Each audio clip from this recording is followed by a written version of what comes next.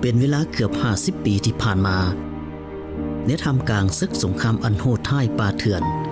เด็กน้อยลาวจำนวน 1,000 กว่าคนได้รับการช่วยเหลือลี้ภัยจากรัฐบาลจีนประวัติศาสตร์ตัวนี้ได้จารึกในดวงใจตลอดมาโรงเรียน67นี้ก็เป็นโรงเรียนหนึ่งที่ข้าพเจ้าบ่มีวันลืมประวัติศาสตร์ตอนนี้มีความหมายอันลึกซึ้งสร้างให้ข้าพเจ้าได้เติบใหญ่มาถึงปัจจุบันประวัติศาสตร์ตอนนี้ได้จารึกสายสัมพันธ์อันลึกซึ้งระหว่างสปป.ลาวและสป.จีนต่อกลายเป็นพนักงานขันนำภาครัฐหมู่คู่ในยามน้อยเพื่อนฝูงในวัยเฮียนพวกเขากำลังห่างหากกะเกียมงานพบปะอันยิ่งใหญ่ผ่านเวลาอันยาวนานพวกเขาจะกลับมาจับมือกันอีกครั้งเพื่อหวนคืนวันเวลาอันสดใสในระยะนั้น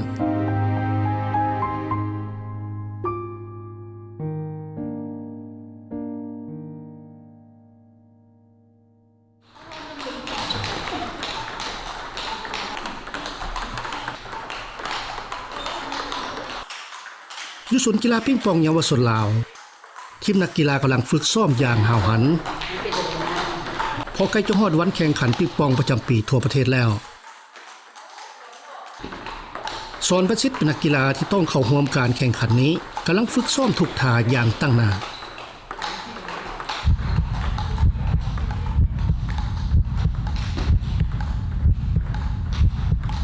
สอนประสิทธิ์ถึงจะมีอายุเพียง15 ปีแต่ก็ตีปิงปองมาได้ 7-8 ปีแล้วแล้วมันมีแผนการอันใหญ่อยู่ในใจความหวังอยากติดทีมชาติชุดใหญ่แล้วก็อยากได้เหรียญคำกีฬานักเรียนที่จะมาถึงตอนในปี 2017 สอนประสิทธิ์ได้เข้าทีมปิงปองเยาวชนต้องขอบใจอาจารย์สมใจผู้ที่มีพระคุณที่ได้ค้นพบและฝึกฝนเรามาอาจารย์สมใจเป็นบุคคลหนึ่งที่มีชื่อเสียงในลาวสมัยยังหนุ่มอาจารย์สมใจเป็นนักกีฬาปิงปองที่สำคัญคนหนึ่งของทีมชาติลาวญาติเอาชัยชนะด้านกีฬาปิงปองมาสู่ประเทศลาวหลายต่อหลายครั้งแล้วปัจจุบันอาจารย์สมใจแม้นเป็นครูฝึกหลักให้ทีมเยาวชนลาวเวียกหลักของเพิ่นแม้นคือค้นพบและฝึกอบรมนักกีฬาปิงปองยุคใหม่ของลาวสอนประสิทธิ์เป็นนักกีฬาดีเด่นที่เบิ่นฝึกมากับมือจุดพิเศษของเราก็แม่นว่าเป็นคนที่มีความตั้งใจเนาะมีความตั้งใจสูงมุ่งมั่นสูงต้องฝึกให้มันพร้อมร่างกายต้องแข็งแรงพักผ่อนเมื่อเห็นนักกีฬาที่กำลังตั้งใจฝึกซ้อมอาจารย์สมใจที่มีอายุ55 ปีแม้นมีความซาบซึ้งหลายตอนยังน้อยเล่าคิดบ่ถึงว่าตนเองจะได้เป็นหัวหน้านักกีฬาปิงปองทีมชาติแข่งกีฬาเพื่อประเทศญาติเหรียญไซต์ต่างๆจากการแข่งขันระดับสากล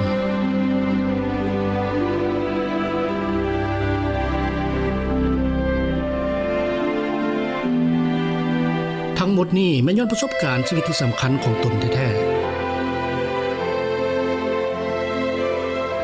1967年的时候就是那个时候就是美国飞机轰炸得很厉害那么我们父母呢就是把我们送到中国去了就在六溪学校那个时候就是体育课里面呢就是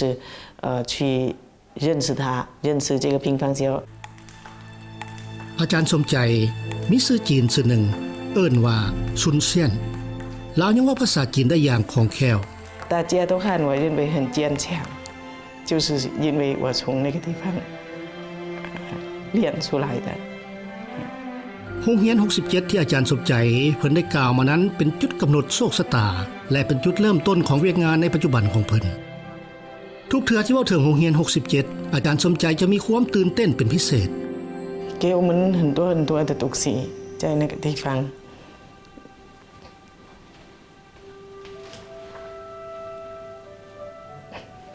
我肯定不行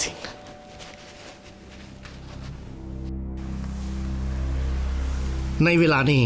ห่างออกไป 1,500 กิโลเมตรที่ขวางซีสปป.จีนท่านหลุยอยู่ซึ่งหัวหน้าสถาบันวิทยาศาสตร์สังคมกวางซีกำลังต้อนรับแขกผู้มาเยี่ยมท่านหนึ่งนั่นก็คือท่านนางถาวหงซึ่งเป็นอาจารย์สอนเก่าที่บำนาญแล้วท่านหลุยได้เชิญเพิ่นเข้าร่วมโครงการหนึ่งที่ ที่สถาบันวิทยาศาสตร์สังคมกวางซีและสถาบันวิทยาศาสตร์สังคมแห่งชาติลาวได้ห่างหากะเกี่ยมมาเป็นเวลา2 ปีแล้วทีมงานโครงการนี้จะเขียนปึ้มหัวหนึ่งเนื้อในของปึ้มหัวนี้พอดีเป็นเล่าเรื่องเกี่ยวกับโรงเรียน67ที่อาจารย์สมใจเพิ่นมักจะคิดฮอดอยู่ตลอดมานั่นเอง当时中国老挝就在南宁办了个6级学校，这个6级学校呢也是中老友谊的历史见证。เรื่องโรงเรียน67นี้มาฮอดปัจจุบันแม้นใกล้ฮอด50 ปีแล้วผ่านการเวลาอันยาวนานผู้คนที่ฮู้เรื่องนี้แม้นับมือนับหน่อยลงแต่โรงเรียนหลังนี้เป็นการร่วมมือที่สำคัญทีหนึ่งระหว่างสปจีนกับสปปลาวและเป็นประสบการณ์ตอนหนึ่งที่คนยุคหนึ่งบ่สามารถลืมมันได้ท่านนางเฒ่าหงที่อายุ74 ปีแล้วแม่นอาจารย์สอนของมหาวิทยาลัยชนเผ่ากวางซีเพิ่นเป็นนักเรียนหุ่นทำอิฐที่ได้รับการฝึกอบรมด้านภาษาลาวของจีนย้อนเพิ่นรู้หนังสือลาวและสามารถเว้าภาษาลาวได้อย่างคล่องแคล่วเพิ่นเลยเฮ็ดเวียกเกี่ยวกับการพัวพันด้านวัฒนธรรมระหว่างลาวจีนมาตลอดเมื่อได้รับการเชิญให้เข้าร่วมในโครงการนี้ความจริงแล้วอาจารย์เฒ่าแม่นตื่นเต้นและดีใจที่สุดเพิ่นจะรับผิดชอบเก็บกำข้อมูลและเวียกงานการติดต่อทั้งหมด能够把这段历史记下来作为一个永存的纪念吧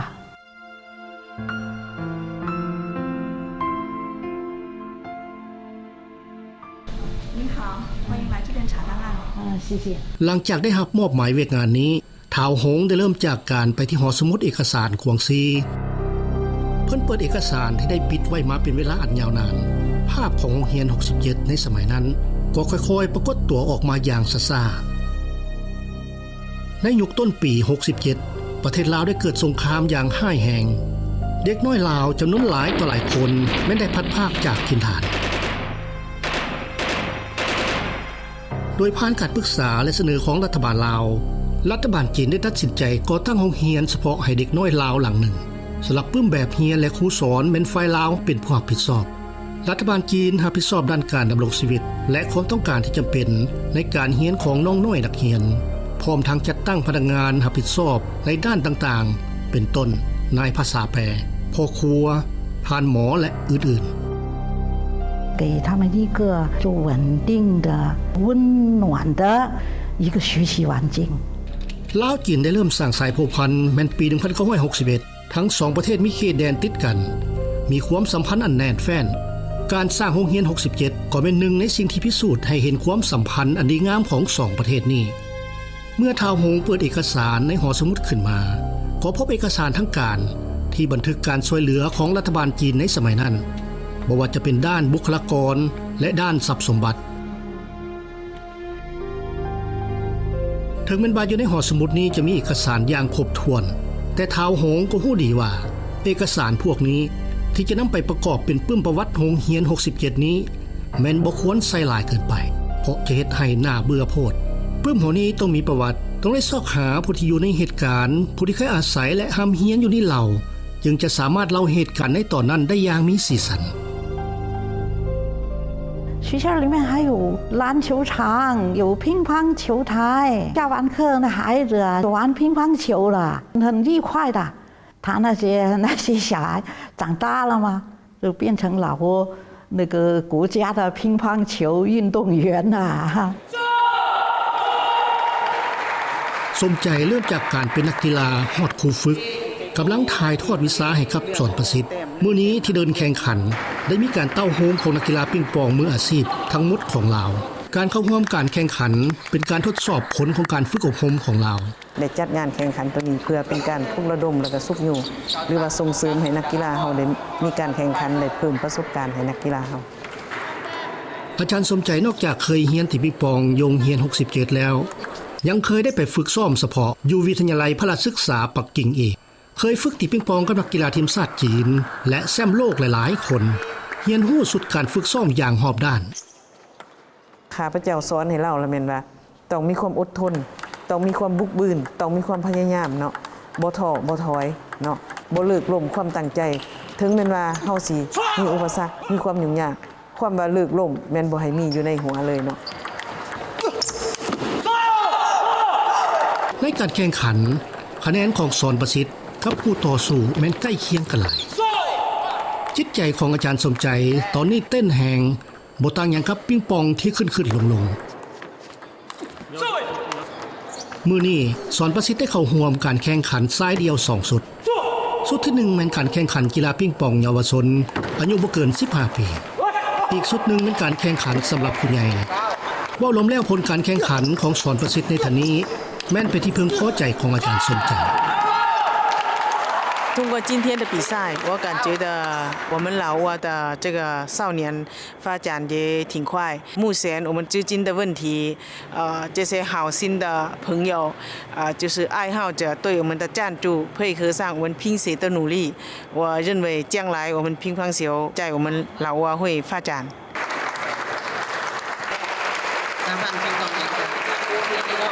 ผู้สนับสนุนที่กำลังมอบรางวัลให้นักกีฬาอยู่นี้ความจริงแม้นคนจริงในฐานะผู้มักขับกีฬาปิ้งปองลาวได้สนับสนุนการแข่งขันก็ย้อนหวังว่านักกีฬาลาวจะเข้าร่วมการแข่งขันให้หลายขึ้นเพื่อสะสมประสบการณ์ให้หลายขึ้น我到老挝来发展已经18年了我自己本来就是一个乒乓球爱好者我跟老挝一些运动员以及一些国家队的那些教练员，平时也经常进行一些交流。后来我们到老挝乒乓球运动员训练基地去了，看到他们那个地方非常简陋，对吧？那个运动员这个生活条件也非常艰苦。我觉得的话，老挝乒乓球事业也应该像中国一样健康发展。所以说，我们公司决定对老挝乒乓球事业给予一些帮助和支持。ซึ่งแม่นผู้สนับสนุนหลักของสหพันธ์ปิงปองตลอดหลายปีผ่านมาเนาะการพิธีมอบเหรียญรางวัลนี้ท่านสหพันธ์ปิงปองค่ะพวกท่านทุกเทื่อที่เห็นนักกีฬาอยู่ในสนามแข่งอยู่เทิงเวทีหับรางวัลอาจารย์สมใจแม้นจะคิดฮอดอดีตของตนบางทีอาจเป็นน้ำอายุที่เพิ่มขึ้นเฮ็ดให้ค้นพบความงามและคุณค่าของอดีตความจริงแล้วผู้ฝึกหลายๆคนของทีมนักกีฬาปิ้งปองที่อาจารย์สมใจเพิ่นได้จัดขึ้นแม้นอดีตนักเรียนของโรงเรียน67ทั้งนั้นพวกเพิ่นอยู่นำกันก็จะมักล้มเรื่องอดีตที่ผ่านมาตลอด我在六七学校也有很深刻的印象因为在那里就是集体生活大家就是互相帮助嘛เอาได้เข้า67แล้วจะมีความรับผิดชอบสูงอนุภาพและอันลึกซึ้งที่ว่าได้เรียนจากจีนได้เรียนแล้วก็ต้องเฮ็ดเป้าและเวลาต้องตรงอาจารย์สมใจมีแผนการอันหนึ่งในใจเราอยากจัดงานเลี้ยงพบปะอดีตนักเรียนโรงเรียน67เสื้อเซินเอาอดีตนักเรียนของโรงเรียน67ทั้งหมดมารวมตัวกันจัดปาร์ตี้อันยิ่งใหญ่ขึ้น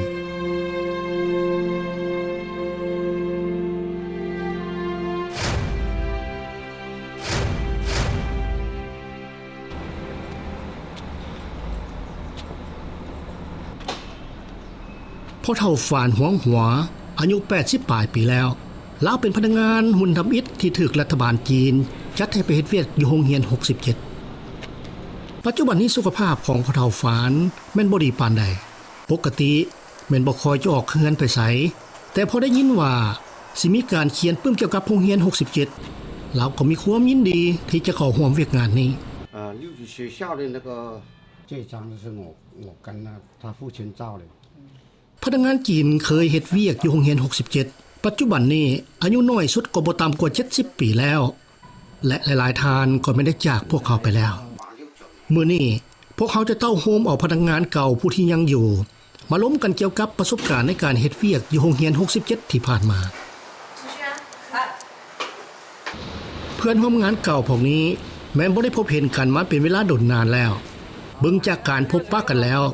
เฮ็ดให้เห็นถึงความสัมพันธ์ที่เคยร่วมทุกข์ร่วมสุขนำกันมาก่อน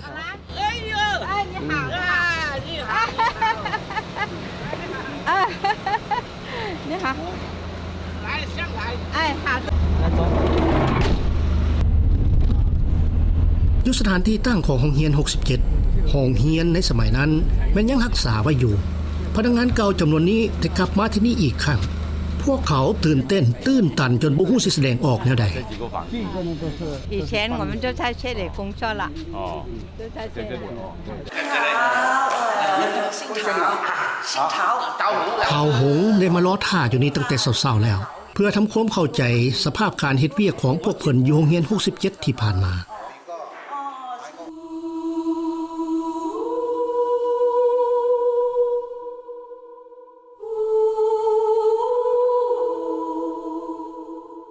อยู่ในห้องเรียนเก่าห้องเดิมนั้น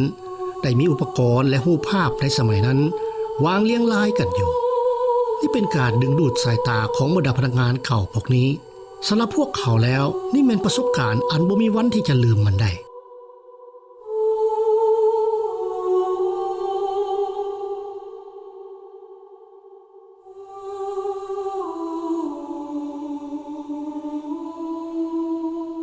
ท่านหลานกุ้ยเถียนแม่นเฮ็ดเวียกเป็นนายภาษาแปลของโรงเรียน67เด็กน้อยลาวอยู่ในโรงเรียน67แม่นมาจากทั่วมุมของประเทศลาวถึงแม้ว่าพวกเขาจะมีอายุน้อยก็ตามแต่ท่านหลานกุ้ยเถียนก็ยังคิดว่าพวกเขาเป็นเด็กน้อยที่หูความและดุมันขยันเพียร个个都要参加劳动从小的时候你6岁7岁来都好你是给谁衣服你是给谁动手现在这老的劳动观点来讲就非常明显了ตอนเช้ามุดตอนบรรดาพนักงานเก่าพวกนี้แม่นจมอยู่กับการหวนคืนอดีตที่ผ่านมาภารกิจของโรงเรียน67ก็คือต้องเบิ่งแยงเด็กน้อยลาวที่พัดภาคจากถิ่นพวกนี้ให้ดีฉะนั้นรัฐบาลจีนก็ได้พยายามซอกทุกวิธีทางเพื่อสนองเงื่อนไขอันดีให้แก่โรงเรียน67那时候是对这个单位这个比较重视基本上我们要什么市面上有些没有的我们要什么政府都想办法帮我们找的吧每个星期加菜给他们的所以他们的伙食比较安搞得可以ท่านจื้อเซิงเป็นพ่อครัวประจำโรงเรียน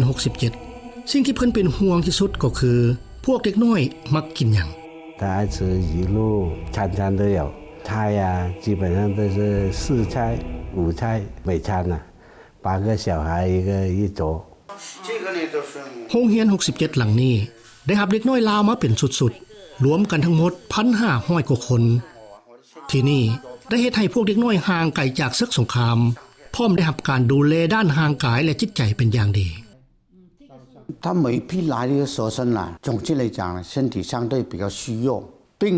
相对比较多呢อูอิงเต๋อแม่นท่านหมอที่ถูกมอบหมายเฉพาะของโรงเรียน67หน้าที่หลักของเพิ่นก็แม่นรับผิดชอบเบิ่งแยงสุขภาพของเด็กน้อยนักเรียนเด็กน้อยลาวทุกๆคนที่มาฮอดโรงเรียน67แม้นจะมีขั้นตอนการกวดเช็คสุขภาพอย่างมีมาตรฐาน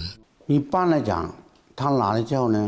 我们就用一般的体检医生检查的方法发现有的毛病呢我们就带到303医院去做进一步体检包括抽血啊那个照胸片啊等等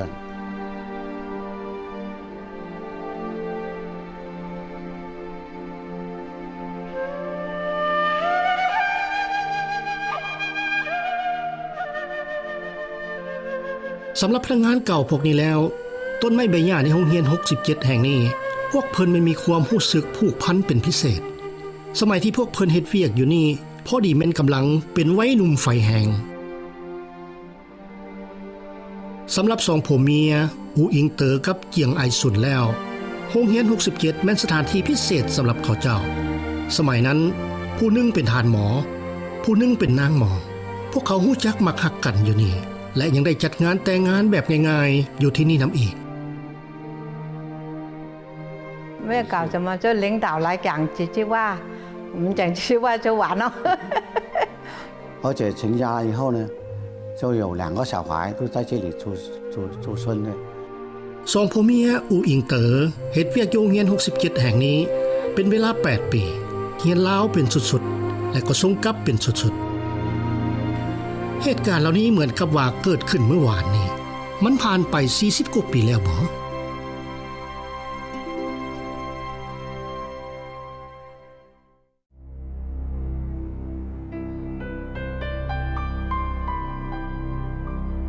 อาจารย์สมใจคิดอยากจัดงานพบปะใหญ่ของอดีตนักเรียนโรงเรียน67แต่ลาวก็บ่มีประสบการณ์ทางด้านนี้จึงเชิญหมู่ของลาวมา 4-5 คนเพื่อปรึกษาหารือเรื่องนี้หมู่ 4-5 คนของเหล่านี้แม้นมาจากหลายๆแขนงการต่างกันมีอาจารย์สอนมหาวิทยาลัยมีบรรดาประธานบริษัทและก็มีพนักงานของรัฐพ พวกเขาบ่เพียงแต่มีความพร้อมที่จะจัดงานพบปะนี้แต่สิ่งที่สำคัญที่สุดแม่นพวกเขาเหล่านี้ก็เคยได้ไปหำเฮียนอยู่โรงเรียน67มาแล้วฉะนั้นเมื่อได้ยินอาจารย์สมใจว่าจะมีการจัดงานพบปะนี้พวกเขาดีใจและก็พากันออกไอเดียต่างๆนานาเพื่อจัดงานพบปะนี้สมสนิทเป็นหัวหน้ากรมเยาวชนศูนย์กลางสาวหนุ่มประชาชนปฏิวัติลาวว่าได้ว่าลาวเป็นผู้เชี่ยวชาญด้านการจัดกิจกรรมและวางแผนอย่างละเอียดว่างานพบปะนี้ควรมีเนื้อในอย่างใดในนั้นรวมถึงการวางแสดงการหวนคืนประวัติยังมีการแสดงศิลปะทุกคนเป็นเห็นดีหมดและยังกำหนดวันจัดงานพบปะนี้นำอีก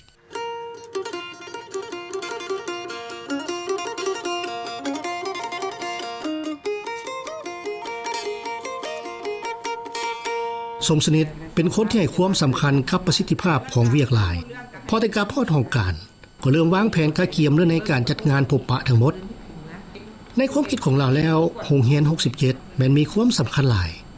สมัยที่เราไปเรียนอยู่โรงเรียน67นั้นความจริงแล้วมันกระทันหันหลายค่อยขึ้นรถแล้วแกเห็นผู้ใหญ่ประมาณคือสิแม่นไอ้ครูบ่หรือว่าคณะรับผิดชอบมาต้อนรับอยู่ในรถหั่นก็ไปขึ้นแล้วพอการว่าออกไปแล้วก็ค่อยก็ห้องให้เลยย่างใหญ่ว่า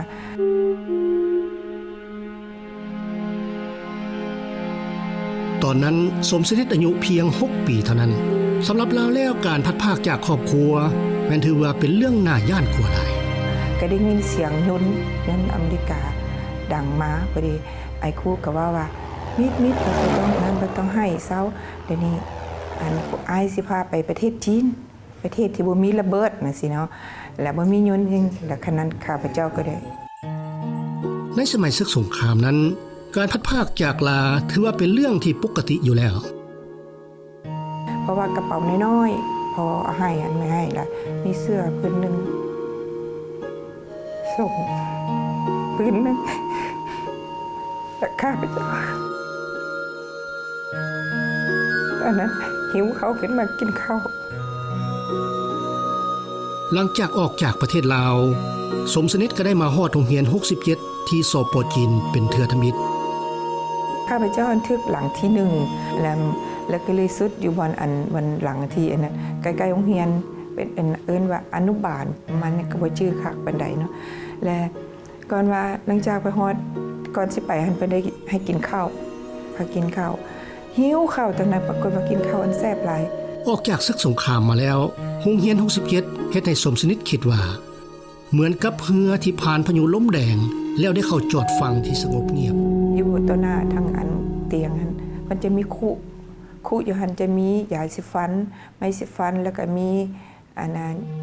บรถถูเครื่องซักเครื่องแล้วก็มีอันผ้าเช็ดหน้าและหันและทั้งหมดนั้นแล้วเขาจื้อแต่ว่าเบอร์เขียนเบอร์ใส่อันคู่ค่อยละ247ค่อยก็คิดว่าค่อยคือสิเป็นผู้ที่247ชีวิตในระยะนั้นแม้นมีความสุขสบายอย่างหาอันเปรียบบ่ได้สมสนิทที่เรียนอยู่โรงเรียน67นี้เป็นเวลา4ปีหลังจากเรียนมาแล้วก็ข้าพเจ้าก็เป็นผู้ที่ตั้งใจเรียนหนังสือนับแต่ก็เป็นเรียนคนนักเรียนเก่งและเป็นคนที่เอิ้นว่าอันคนสุภาพเท่านั้นและบ่คนเป็นบ่คนขี้ดื้อแล้วก็ได้เข้าเป็นเยาวชนและนั้นและเป็นในเยาวชนนั้นเพิ่นก็ให้เป็นหัวหน้านำพาหมู่เล่นกีฬาแล้วก็เล่นการแสดงศิลปะมาฮอดทุกมื้อนี้สมสนิทยังเฮ็ดเวียกเกี่ยวกับด้านเยาวชนสาวหนุ่มอยู่ในฐานะหัวหน้ากรมเยาวชนศูนย์กลางสาวหนุ่มประชาชนปฏิวัติลาวเราแม่นบ่หยุดยั้งที่จะพัฒนากิจกรรมการแลกเปลี่ยนวัฒนธรรมระหว่างเยาวชนลาวจีนหลังจากกลับจากโรงเรียน67เป็นเวลา30ปีแล้วสมสนิทจึงมีโอกาสกลับไปเยี่ยมยามโรงเรียนหลังนั้นเมื่อข้าพเจ้าไปยืนปึ๊บอยู่ในอันปากประตูบ่ทันได้เข้านะน้ำตาข้าพเจ้าก็ไหลออกมาซ้ำกลับคืนมาบ้านเกิดเมืองนอนของตัวเองเพราะว่าตัวเองก็ได้เติบใหญ่ก็อยู่ในโรงเรียนหลังนี้เป็นทำอิฐในชีวิตเนาะที่ว่าได้ทำเรียนฉะนั้นจึงเฮ็ดให้ภาพตัวนี้ของข้าพเจ้าบ่มีวันลืมเพราะโรงเรียน67มีความสำคัญหลายฉะนั้นสมสนิทจึงทุ่มเทให้กับการจัดงานพบปะในครั้งนี้อย่างเต็มที่เชื่อว่าอดีตนักเรียนโรงเรียน67ที่เคยอยู่อาศัยในโรงเรียนหลังนี้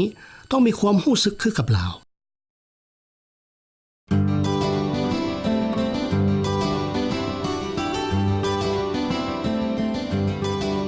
เพื่อเขียนปื้มเกี่ยวกับโรงเรียน67ท้าวหงได้มาฮอดลาวเพื่อเก็บกำข้อมูลสมัยที่ยังหนุ่มเรียนภาษาลาวเฮ็ดให้ท้าวหงมีความผูกพันเป็นพิเศษกับประเทศเพื่อนบ้านที่มีดินแดนติดกันนี่ทุกๆปีลาวต้องมาลาวเทื่อนึงทุกเทื่อที่เห็นภาพบรรยากาศของตัวเมืองและถนนหนทางที่คุ้นเคยนี่ท้าวหงจะอดบ่ได้ที่จะแสดงความหักมักของตัวเองออกมา每次来都感觉都不一样老挝确实在前进在发展街道边的小巷里看那房子啊那很有特色簪巴花啊到处都开放那个真是很美啊真很美ท้าวหงยังเคยเฮ็ดเวียกอยู่โรงเรียนที่ลาวเฮ็ดเวียกอยู่หันเป็นเวลา2 ปีวันเวลาในระยะนั้นเดี๋ยวนี้เว้าขึ้นมาก็ยังรู้สึกประทับใจอยู่我到现在都不能忘记啊这个帮助啊真是无价之宝啊让我能够在这个老挝工作那2年多时间那是很顺利啊我这次很难忘啊我就把他们当成自己的亲人ท้าวหงแม้นได้ไปเยี่ยมยามท่านดร.เฟิงศรีเหล่าฝูงหัวหน้าสถาบันค้นคว้าการเมืองวิทยาสถาบันวิทยาศาสตร์สังคมแห่งชาติเนื้อในปื้มประวัติศาสตร์โรงเรียน67นี่แม้นต้องได้รับความร่วมมือระหว่างลาวจีนทั้ง2ฝ่ายหลังจากท้าวหงได้พบปะอบรมกับท่านเฟืองศรีแล้วยังได้เต้าโฮมและปลุกระดมเอาพนักงานทั้งหลายในกลุ่มเพื่อช่วยกันเก็บกำข้อมูลโรงเรียน67พร้อมทั้งติดต่อหาอดีตนักเรียนโรงเรียน67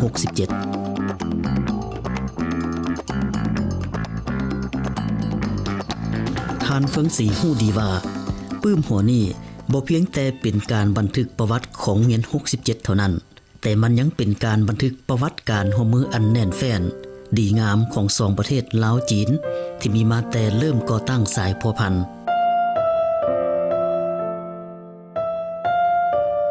ความจริงแล้วพงศรีก็เป็นหนึ่งในอดีตนักเรียนโรงเรียน67เพิ่นได้ไปเรียนอยู่หั่นเป็นเวลา2 ปี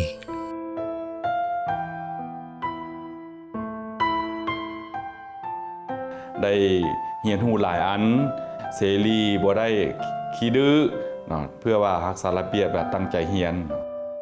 ความจริงเวลา2 ปีแม่นสั้นหลายแต่ความทรงจำของพงศรี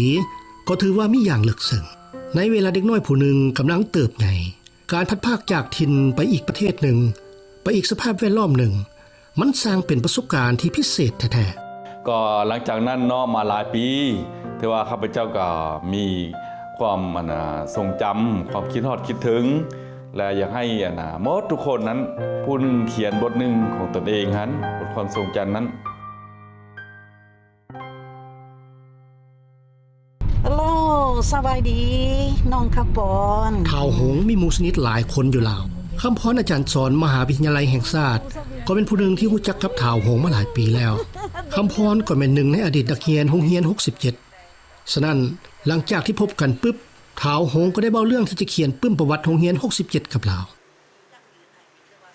การผูกพันผ่านมาเฮายังบ่มีสิ่งที่ว่าบันทึกเป็นลายลักษณ์อักษรและเป็นอนุสรณ์ป้าเมียน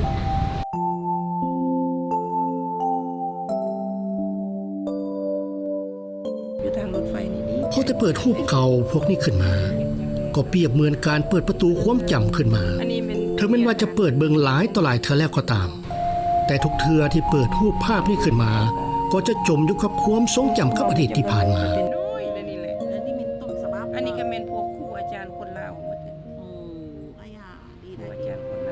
เวลาผ่านไปหลายชั่วโมงทั้งสองคนยังจมอยู่กับการหวนคืนอดีตที่ผ่านมาคำศัพท์ทั้งการหลายๆเทื่อมักว่าสายพัวพันมิตรภาพของ2ประเทศลาวจีนแม้นมีความสัมพันธ์อันลึกซึ้งความจริงแล้วมิตรภาพบ่เพียงแต่เป็นน้ำมาทำเท่านั้นมิตรภาพก็คือประสบการณ์ในสมัยเรียนอยู่โรงเรียน67มิตรภาพก็คือการรู้จักฮักแพงระหว่างท้าวหงกับคำพรที่มีมาหลายต่อหลายปีผ่านกาลเวลาอันยาวนานความงดงามนั้นมันยังคงอยู่ในใจสร้างเป็นภาพความผูกพันอันดีงามระหว่างคนกับคนประเทศกับประเทศ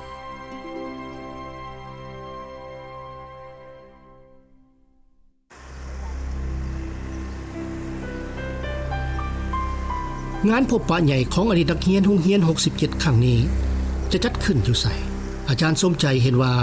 เวียงจันทน์เซ็นเตอร์คือบอนที่เหมาะสมที่สุดเวียงจันทน์เซ็นเตอร์เป็นศูนย์การค้าสถานที่ทันสมัยซึ่งตั้งอยู่ใจกลางนครหลวงเวียงจันทน์ศูนย์การค้าเวียงจันทน์เซ็นเตอร์มันสร้างขึ้นโดยการร่วมมือระหว่างจีนและลาวผู้จัดการทั้งหลายเป็นคนจีนอาจารย์สมใจคิดว่า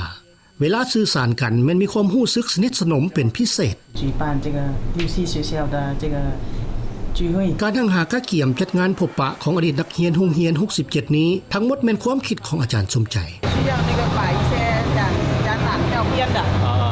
แต่ความต้องการด้านอุปกรณ์ครั้งนี้แม่นบ่ต่ำเลยอยู่นี่จะมีการจัดประชุมวางแสดงแข่งกีฬามิตรภาพยังต้องมีพระเข้าสามัคคีทำอิฐผู้จัดการเวียงจันทน์เซ็นเตอร์ก็คิดว่านี่เป็นเพียงการเซาสถานที่จัดงานธรรมดาซื่อๆแต่พอได้ยินการแนะนำจากอาจารย์สมใจแล้วจึงได้รู้ว่าการจัดงานพบปะครั้งนี้แม้นมีความหมายสำคัญหลาย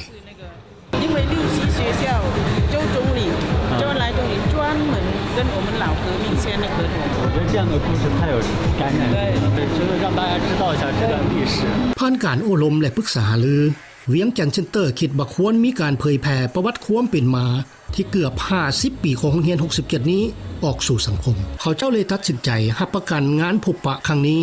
โดยบ่ได้เอาค่าเซาใดๆทั้งหมด中国和老挝是两个接壤在一块为邻居的一个关系，因为六七学校是一个非常有传统和历史的一个学校，在这个过程当中，不管是我个人还是万象中心，我们都会将不遗余力的促进这个事情，提升这个事情。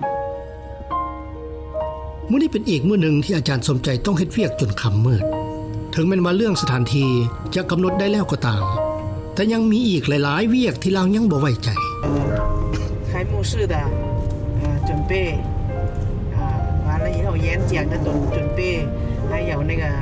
演节目的演唱的都要准备前期的工作量很大อาจารย์สมใจเป็นผู้หนึ่งที่มักแสวงหาความสมบูรณ์แบบฉะนั้นเราจึงให้ความสำคัญหลายต่องานพบปะของอดีตนักเรียนโรงเรียน67ครั้งนี้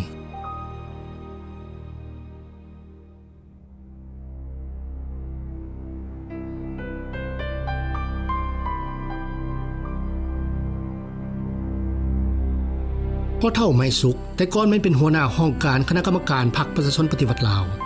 หน้าเวียกแม่นรับผิดชอบการติดต่อผัวพันกับต่างประเทศ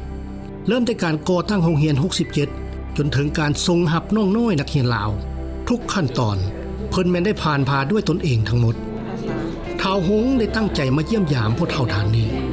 หวังว่าพ่อเฒ่าไม้สุกจะทบทวนคืนประวัติศาสตร์ในสมัยนั้นติดตามอยู่โรงเรียนอันนี้แด้โรงเรียนนี่ก็ขึ้นกับเอาแด้โรงเรียนนี้มีได้รับการช่วยเหลือจากพรรคคอมมิวนิสต์จีนว่ารวมบ่เฉพาะและเป็นคณะพรรคอำนาจการปกครองแขวงกงสีเมืองนั่นเองคนจีนได้เอาใจใส่ดูแลปกปักรักษาช่วยในการศึกษาทางวัตถุจิตใจทั้งหมดเวลาล้มเรื่องจีนแล้วพ่อเฒ่าไม้สุกแม้จะรู้สึกเหมือนกับว่าล้มเรื่องหมู่คู่เก่าเพิ่นเคยไปจีนหลายเถื่อเคยไปปักกิ่งยังได้มีโอกาสพบปะกับท่านประธานเหมาเจ๋อตุงและท่านนายกโจวเอิ้นหลายพ่อเฒ่าไม้สุกมีครอบครัวอันอบอุ่นสมบูรณ์สมาชิกในครอบครัวส่วนใหญ่แล้วก็มีความสัมพันธ์กับโรงเรียน67ทั้งหมดภรรยาของเพิ่นก็เคยเป็นพยาบาลรับใช้โรงเรียน67สมัยนั้นและพวกลูกๆก็แม่นเคยเข้าโรงเรียน67นี้มาหมดทุกคนหูใบนี้มันหูตัวใหญ่นี่มันหูทายหาไอ้น้องนำกันเนาะอันนี้กกซื้อบุญมีสิพรไอ้คำแพงไอ้จัดศรีอันนี้เขาเองน้องบ่คำผู้ที่หาเนาะและในปี1967ที่ว่าทางรัฐบาลจีนเพิ่นช่วยเหลือนักเรียนลาวไปเรียนอยู่โรงเรียน67เนาะก็มีไอ้คำแพงจันศรีเป็นสุทธิวิทย์ที่ว่าไปเรียนจีนมี35คนไปเนาะคำแพงเป็นลูกชายของพ่อเฒ่าไม้สุกแล้วเป็นนักเรียนที่โรงเรียน67รับเป็นสุทธิมิตร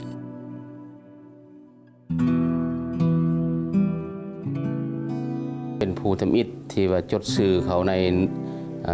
เบอร์1ฮอดเบอร์500ก็เป็นข้าพเจ้าเป็นเบอร์1อยู่ที่โรงเรียน67นี้ นอกจากจะดูแลเบิ่งแยงชีวิตการเป็นอยู่แล้วยังให้ความสำคัญกับคุณสมบัติของน้องน้อยนักเรียนสอนนักเรียนให้รู้จักใช้หัวคิดสร้างสรรค์ปั้นแต่งด้วยมือเพื่อกลายเป็นคนที่มีความเข้มแข็งสามารถเอาตัวรอดได้อันการไปออกให้งานของเด็กน้อยเฮาหรือนักเรียนนั้นมันมีหลายความหมายหนึ่งก็สร้างให้เฮาฮักให้งานสร้างให้เฮามีคุณสมบัติคำแพงปัจจุบันนี้แม่นดำรงตำแหน่งรัฐมนตรีกระทรวงแรงงานและสวัสดิการสังคมแล้วแบกหาบภารกิจการพัฒนาสร้างสาประเทศชาติอยู่ในบ่าสปป.ลาวเป็นประเทศหนึ่งที่กำลังพัฒนาและก็เป็นประเทศหนึ่งที่กำลังมีการปฏิรูปในด้านต่างๆหน้าที่ของกระทรวงแรงงานแม้นสร้างโอกาสในการมีเวียกเฮ็ดงานทำให้ประชาชนมีความอยู่เย็นเป็นสุขและขอให้ไทยในงานลาวเฮามีคุณภาพและปริมาณหลายขึ้นในฐานะรัฐมนตรีกระทรวงแรงงานและสวัสดิการสังคมเวียกของทานคำแพงในแต่ละมือแม่นเต็มตลอดมีการให้จึงมีการรับมีความพยายามจึงได้รับมากผลกฎเกณฑ์พวกนี้มีอยู่ในความคิดของทานคำแพงมาโดยตลอดจนกลายเป็นความสินเคยบ่มซ่อนเพราะให้ถือว่าสร้างให้ข้าพเจ้าได้เติบใหญ่มาถึงปัจจุบันเพราะฉะนั้นโรงเรียนจึงเป็นสร้างความรู้เพื่อฝึกฝนบุคลากรให้มีความรู้ความสามารถและบุคลากรที่มีความรู้ความสามารถนี้จะเป็นแรงผลักดันในการพัฒนาสร้างสาประเทศชาติบ้านเมืองสปป.ลาวเป็นประเทศหนึ่งที่ให้ความสำคัญต่อการศึกษาหลายในฐานะอำนวยการโรงเรียนลิ้นจุนทรงรู้ดีว่าการฝึกฝนหล่อหลอมบุคลากรแม่นจุดประสงค์หลัก光靠教学实练教学水平还不行反面去培养一个学生他的道德水准给他提高这是我们学校和社会共同应该做的一个事情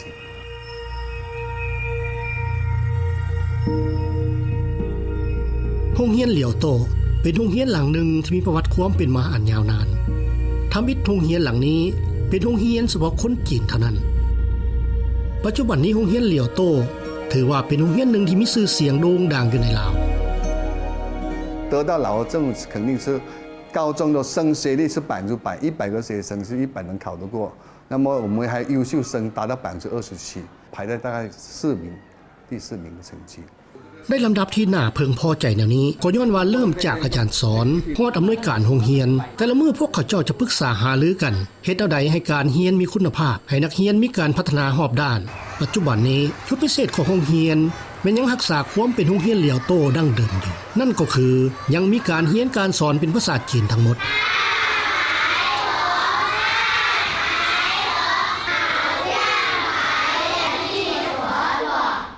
และจนฮอดปัจจุบันนี้แหละเห็นได้ว่าจำนวนที่ว่าลูกคนละเฮานี่แม่นเกือบ90%แหละมาเห็นว่าเดี๋ยวนี้หั่นพ่อแม่ก็ส่วนเฮานี่ก็เพิ่นสินิยมหลายหั่นนะแล้วโรงเรียนเฮานี่ก็แม่นผู้อาจารย์ที่ว่าสอนอยู่ในนี้ก็แม่นมีระเบียบจังซี่ว่า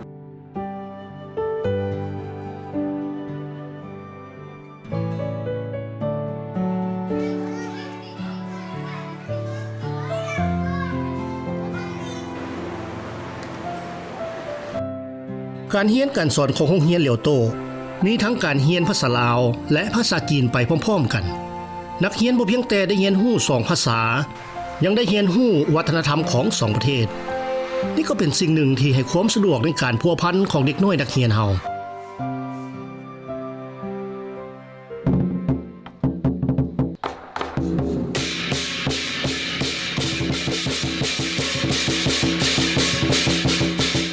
大家在一起，特别是你们这个团队精神要配合得好啊！我们中国的文化和老挝的文化结合起来，培养合作团队的精神。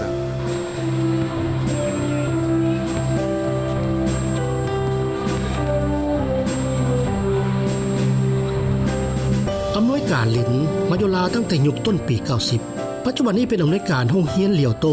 มาได้ 6 ปีแล้วลาวรู้ดีว่าจะเกิดอย่างขึ้นระหว่างสปป.ลาวกับสปป.จีนลาวเป็นประเทศหนึ่งในกลุ่มเศรษฐกิจอาเซียนที่มีเส้นทางเชื่อมต่อกับจีนสั้นที่สุดมีความได้เปรียบย้อนมีสายแดนเชื่อมต่อกันบวกกับสายพัวพันธุ์อันดีงามที่มีมาแต่ดึกดำบรรพ์และแนวความคิดสังคมนิยมที่คือกันทั้งหมดนี้ชี้ให้เห็นว่าสปป.ลาวจะกลายเป็นคู่ร่วมมือที่ดีกับสปป.จีน老挝的发展需要大批的中人才的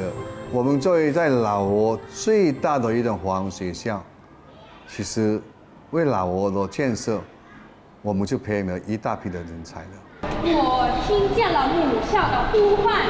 于是我们回来了。我们回来了，我们回来了，我们回来了，我们。这边是万象，是万象机省，我是这边出生的，这个是我的母校，我的学校。อาดีนาผู้ที่หน้าตาคล้ายๆฝรั่งนี่ความจริงเป็นคนลาวอย่างแท้จริงลูกซอดผู้นี้เคยอยู่แขวงสวรรณเขตแม้นได้เรียนอยู่โรงเรียนจีนมาตั้งแต่น้อยพ่อเฒ่าก็อยู่ฮอด121ปีพ่อเฒ่าเลยคิดว่าต่อไปจะเป็นการค้าเศรษฐกิจเป็นโลกของจีนเนาะแต่ว่ามีความสัมพันธ์แหละจึงให้ข้าพเจ้าไปเรียนจีน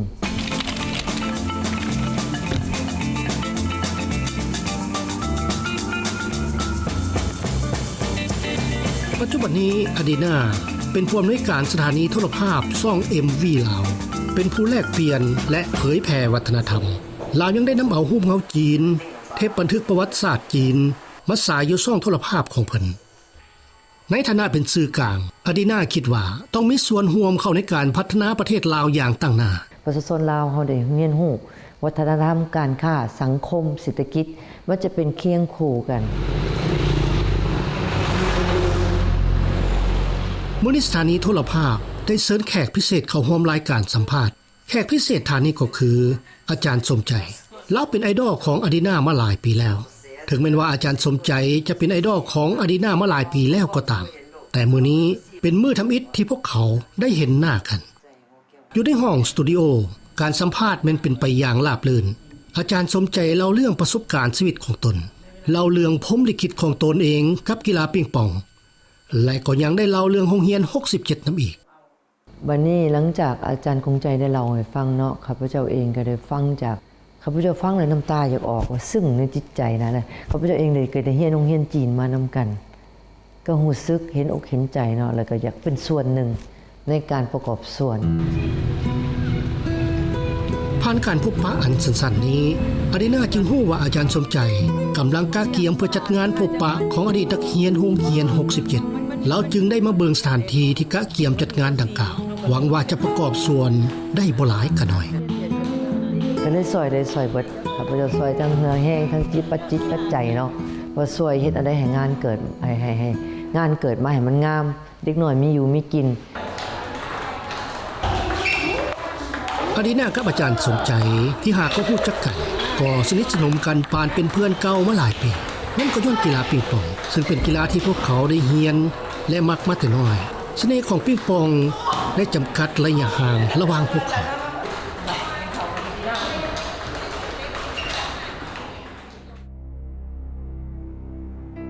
ผ่านการหังหากะเกียมเป็นเวลา2ปีของสถาบันวิทยาศาสตร์สังคมกวางซี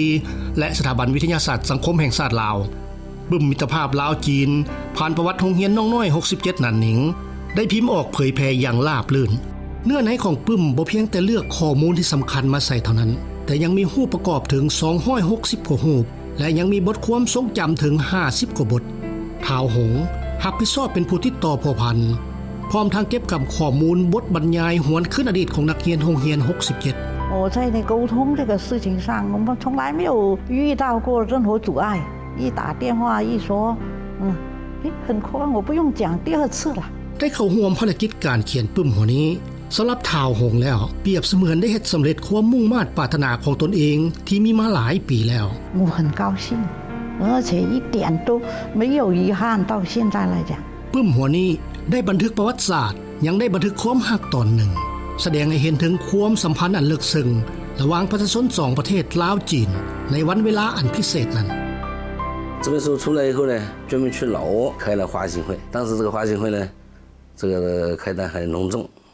这个发现很大。应该说这本书弘扬和传承中老这种传统友谊，它是发挥了很大的作用的。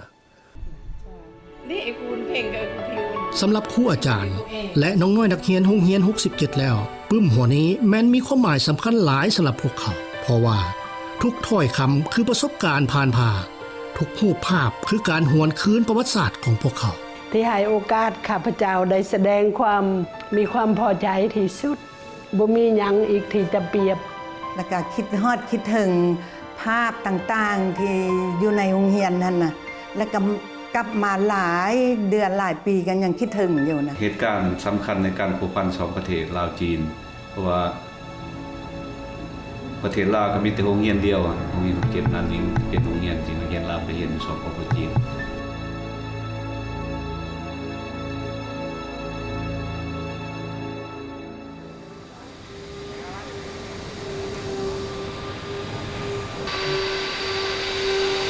งานพบปะของอดีตนักเรียนโรงเรียน67จะเริ่มขึ้นมื้ออื่นนี้แล้วที่ศูนย์การค้าเวียงจันทน์เซ็นเตอร์อาจารย์สมใจกำลังจัดสถานที่งานเลี้ยงอยู่พร้อมทั้งติดต่อผู้พันทุกภาคส่วนที่มีความพร้อมจากข้อมูลที่ได้มามื้ออื่นงานนี้มีอดีตนักเรียนแขกผู้ถูกเชิญและผู้เข้าร่วมที่มาจากทุกภาคส่วนรวมกันอย่างน้อยบ่ต่ำกว่า300กว่าคนนี่เป็นงานพบปะที่ใหญ่ที่สุดของโรงเรียน67ที่เคยมีมาอาจารย์สมใจยังคิดบ่ถึงว่าหลังจากที่ทรงแจ้งการจัดงานเลี้ยงนี้ออกไปแล้วจะเฮ็ดให้อดีตนักเรียนโรงเรียน67นี้มีความกระตือรือร้นถึงป่านนี้ฉะนั้นอาจารย์สมใจจึงตั้งใจกะเกี่ยมสถานที่อย่างละเอียดพอย่านจะลืมอันใดอันหนึ่งเฮ็ดให้ส่งผลกระทบต่องานมื้ออื่น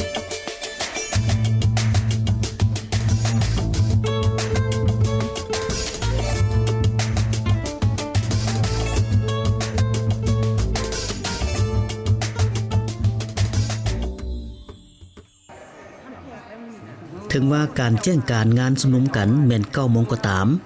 แต่ก่อนหน้างาน2 ชั่วโมงก็มีอดีตนักเรียนโรงเรียน67เริ่มมากันแล้วพวกเขามาพบพ่อเพื่อนเก่าสมัยเรียนมาค้นหาอดีตความทรงจำอันดีงามในสมัยนั้นถือโอกาสที่ได้ถึกศูนย์กลางส่งไปเรียนอยู่โรงเรียนน้องน้อย67ของลาวซึ่งตั้งอยู่เมืองนั้นหนิงของแขวงกงซีของจีนในเวลานั้นนอกจากอดีตนักเรียนโรงเรียน67แล้วงานพบปะครั้งนี้ยังมีอดีตอำนวยการโรงเรียนอดีตครูอาจารย์ตัวแทนของรัฐบาลลาวรัฐบาลจีนก็ได้เข้าร่วมการจัดงานมื้อนี้หั่นเนาะข้าพเจ้าเองก็รู้สึกเนาะมีความรู้สึกว่าทุกคนที่มาร่วมงานนี่มีความดีอกดีใจเนาะในงานพบปะได้มีการจัดโต๊ะปิงปองไว้เฉพาะอดีตนักเรียนโรงเรียน67แต่ละคนแม่นตีปิงปองเก่งหมดแนวความคิดของจีนต่อการแข่งขันกีฬานี่คือมิตรภาพเป็นหนึ่งการแข่งขันเป็นห้องปิงปองหน่วยน้อยๆโยนไปโยนมาเปรียบเหมือนการปะทะกันของความกระตือรือร้นของสายพ่อพันธุ์มิตรภาพลาวจีน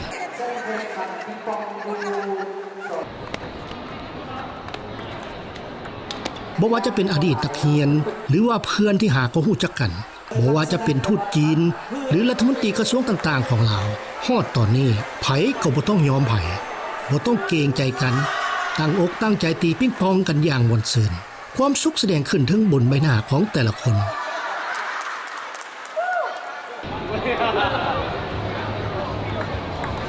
接下来这种深厚的友谊是最真诚最宝贵的งานเลี้ยงวันนี้บ่เพียงแต่เป็นการเฉลิมฉลองของโรงเรียน67ครบรอบ49 ปีแต่ยังเป็นการเฉลิมฉลองการสร้างสายพ่อพันธุ์ลาวจีนครบรอบ55 ปีนำอีกเห็นบรรยากาศในงานฟดฟื้นม่วนซื่นคนที่มีความสุขที่สุดก็คือผู้ที่อยู่เบื้องหลังของการจัดงานในครั้งนี้ครั้งที่หน้าแล้วพวกเฮาอาจจะได้เฮ็ดกว้างขวางกว่านี้ยังมีหลายห้อยคนที่เป็นนักเรียน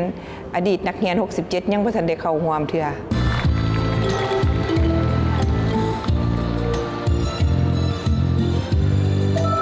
ในงานบ่เพียงแต่มีรายการแสดงต่างๆแต่ยังได้เสื้อเสริญอดีตนักเรียน